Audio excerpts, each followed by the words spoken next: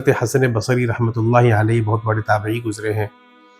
ایک مرتبہ ان سے کسی نے پوچھا کہ آپ اس کی پرواہ بالکل بھی نہیں کرتے کہ لوگ کیا کہیں گے؟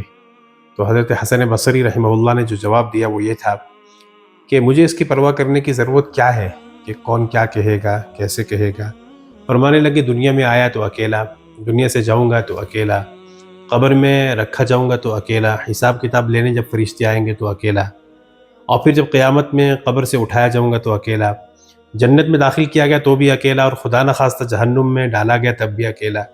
تو جب ہر جگہ اکیلے ہی اکیلے رہنا ہے تو پھر یہ لوگ بیچ میں کیوں اور کہاں سے آ جاتے ہیں؟ اس لیے ہمیں اس کی بالکل بھی پرواہ نہیں کرنی چاہیے کون کیا کہے گا، کیسے کہے گا۔ بس اپنے مزاج کے مطابق شریعت کو سامنے رکھتے ہوئے انسان کو کام میں لگے رہنا چاہیے اور اللہ کی رضا کی خاطر کچھ نہ کچھ کرتے رہنا چاہیے۔ اللہ تعالی ہم سب کو اپنی رضا اور منشا کے مطابق زندگی گزارنے کی توفیق عطا فرمائے۔ جب تک زندہ ہے اللہ ہمیں اسلام پر رکھے، اور جب ہماری موت آئے اللہ ہم سب کو ایمان کامل پر موت عطا فرمائے۔ جزاکم اللہ خیرا۔